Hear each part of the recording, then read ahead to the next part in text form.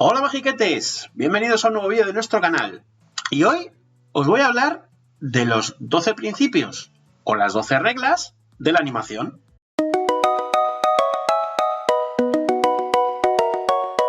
Hola magiquetes, bienvenidos a este vídeo de nuestro canal, ese canal donde compartimos vídeos y hablamos de cosas que os gustan, nos encantan, os apasionan y nos apasionan del mundo Disney. Recordaros que podéis suscribiros a nuestro canal, suscribiros, que no cuesta nada, que no cobramos dinerillo, aquí os dejamos el banner para suscribiros, que tenemos una campanita maravillosa que os recuerda que tenemos un nuevo vídeo en marcha. Que podéis seguirnos también en otras redes sociales. En Facebook estamos como Magia Disney y en Instagram estamos... como Magia Disney digo yo. Como Planeta Disney en Facebook y como Magia Disney en Instagram. Y nada, que arrancamos. Bueno, pues había pensado en haceros este vídeo un poquito, entre comillas, técnico, para daros a conocer una cosa que aunque muchas veces se ha dicho y quizá muchos sabéis, igual no todo el mundo sabe. Que es que los dibujantes de Disney crearon lo que hasta hoy, y digo hasta hoy en día, se conocen como las 12 reglas de la animación, o como los 12 principios de la animación, o como las 12 normas de la animación, lo podéis encontrar de múltiples maneras. Fueron los dibujantes de Disney los que poco a poco, evolucionando y creando, y trabajando y experimentando, llegaron a establecer estos 12 conceptos básicos para que una animación funcione. Y funcione de cara al espectador de tal manera que sea lo más realista o lo más real posible, lo más creíble posible. Sin la aplicación de estos conceptos, la animación no sería como es hoy, y sin la aplicación de esos conceptos, las películas de dibujos animados no serían tan, entre comillas, creíbles como son hoy en día. Es decir, el hecho de que hayan aplicado el ordenador para dar sensación de texturas más reales y tal, no tiene nada que ver con el concepto de cómo se anima. Y eso es lo que crearon eso lo único que ha ayudado es a dar más veracidad a fondos y a situaciones. Pero realmente el cómo se mueven los personajes y el cómo se animan los personajes, eso lo crearon los famosos 9 ancianos de All Nine Men, que fueron los primeros dibujantes de los estudios Disney, los grandes dibujantes de los estudios Disney, que trabajaron a partir de Blancanieves y crearon la magia de los grandes clásicos. Hoy no os voy a hablar de los 9 ancianos, eso lo dejaremos para otro vídeo.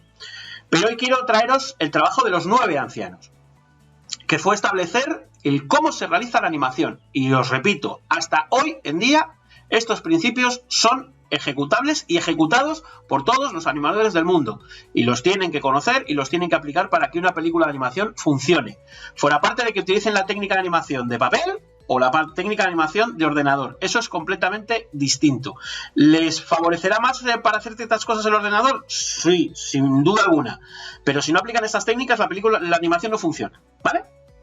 Vamos con ellas. La primera técnica o la primera norma o la primera regla o la primera como queráis llamarlo es estirar y encoger. Eso quiere decir que los objetos tienen que ser dotados de flexibilidad. Eso le implica para 50.000 movimientos. Por ejemplo, el bote de una pelota. Si tú la pelota no la dibujas de tal manera que se encoja y se estire, por mucho o por poco que se haga, esa pelota no va a dar sensación de bote. Será algo rígido. Ese es el primer principio, estirar y encoger. El segundo principio, la anticipación. ¿Qué quiere decir?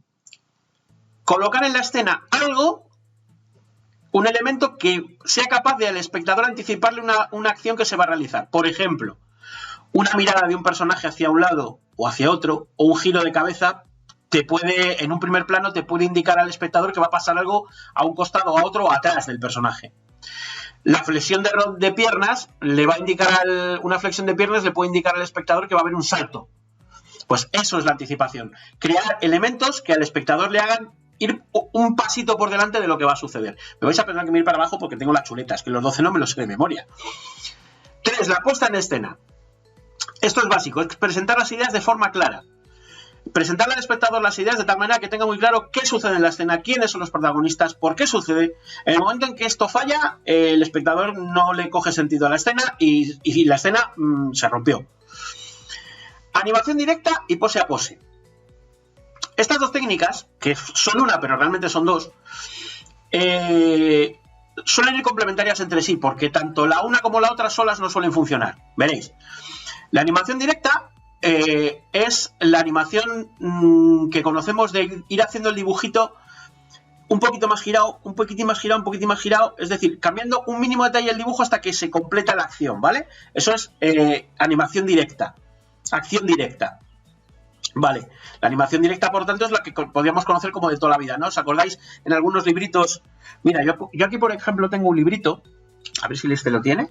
Sí, mirad, estos libros antiguos de Disney, si los tenéis por ahí, en su esquina, aquí arriba, no sé si lo veis, sí, lo veis perfectamente, mirad, tienen un gato que si yo voy haciendo así,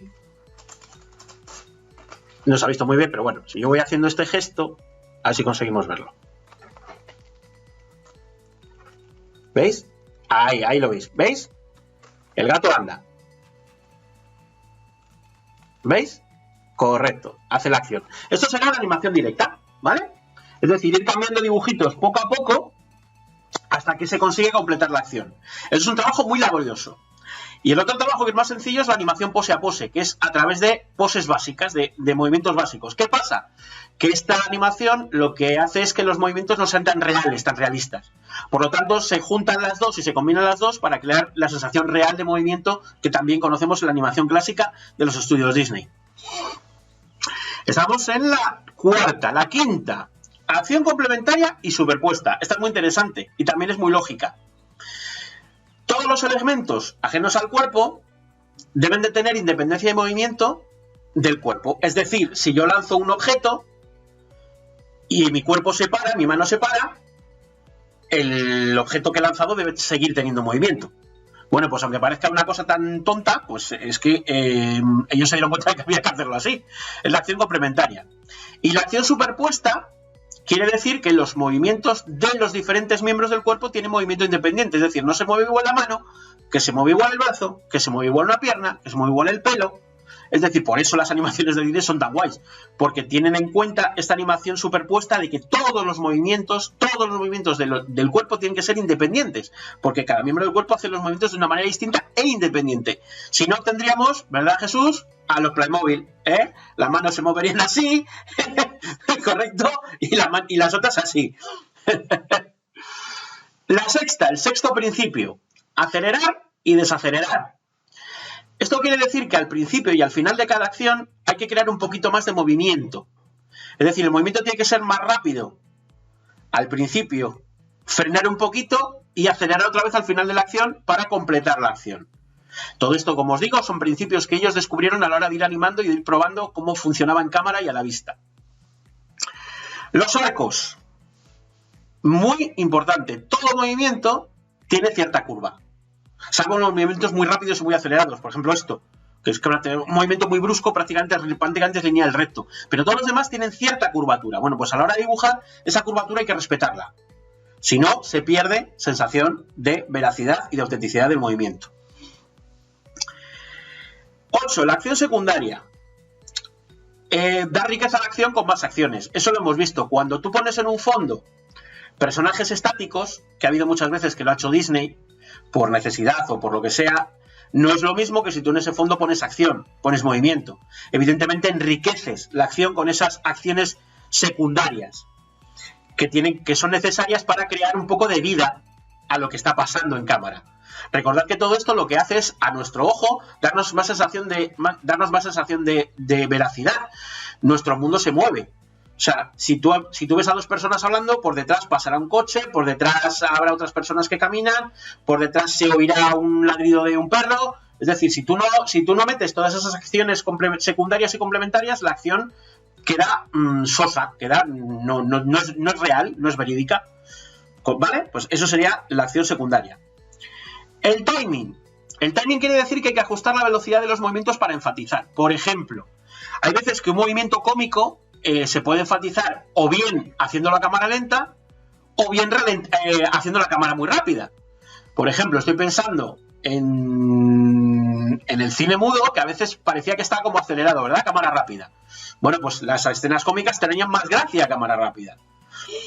También para enfatizar ciertos movimientos de caídas o tal, estoy pensando en las tomas falsas de monstruos. La entrada de los monstruos, no son las tomas falsas, sino la propia película. La entrada de los monstruos a la zona de sustos, a la planta de sustos, es a cámara lenta. Claro, sí que estás haciendo enfatizar esa entrada épica, ¿no? Que además con la música, las trompetas de Randy Newman, muy, muy épico todo, ¿no? Como los grandes caballeros. Y además en las tomas falsas a esa cámara lenta se produce una caída después de un tropiezo de uno de los asustadores que todavía es más cómica al ser a cámara lenta. Eso es el timing. Utilizar la velocidad de tal manera que nos enfatice una acción, bien por epicidad, o por comicidad, o por lo que necesitamos en ese momento enfatizar. Exageración.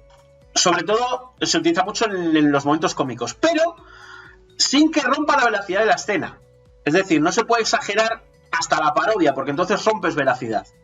Exagerar la escena lo justo. Ahí está la medida de los dibujantes, el cuidado que tienen que tener, ¿no? Para no pasarse en el chiste.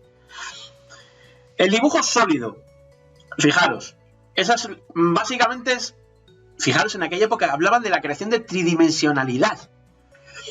A través de utilizar bien las proporciones de los objetos, el volumen, el peso, de tal manera que a pesar de ser un objeto lineal, ahora ya es más fácil con los ordenadores que te lo renderizan y te lo hacen 3D, pero en aquella época había que dar la sensación de que ese objeto tenía tridimensionalidad, no era un objeto plano. Claro, pensaros en animales, en humanos, ¿cómo darles esa sensación de tridimensionalidad? Bueno, pues era simplemente manteniendo bien las proporciones, utilizando bien la relación peso-volumen, teniendo en cuenta todo eso.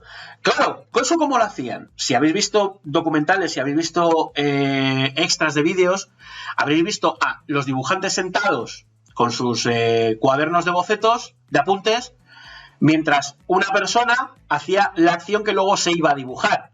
Estoy pensando en imágenes de Wendy y el Capitán Garfio para Peter Pan. Estoy pensando en imágenes para Blancanieves de una actriz bailando, la escena de los enanitos, que luego es clavada en la animación a lo que vieron mientras dibujaban. Estoy pensando en Bambi, cuando les plantaban un hermano oso, que les plantaron a Osetnos en medio, o a un cervatillo para que vieran cómo anda, cómo camina, cómo se mueve. Bueno, pues todo eso, ese dibujo sólido, crea esa tridimensionalidad que da veracidad a elementos 2D en un principio. Y finalmente, como último punto, está el atractivo. Es decir, hay que crear entre los personajes una conexión entre personaje y público. Pero entre todos los personajes. Es decir, incluso los villanos tienen que tener su atractivo para el público. No podemos pretender que el villano de entrada le rechaces de golpe. ¿Por qué? Porque si le rechazas de golpe ya no te va a funcionar como villano. O sea, ese rechazo, digamos, ese odio que le vas cogiendo al villano a lo largo de la película tiene que ser... Tiene que ir llevado a través de que ese personaje te va diciendo algo, tiene cierto carisma, tiene cierto atractivo por ser el villano.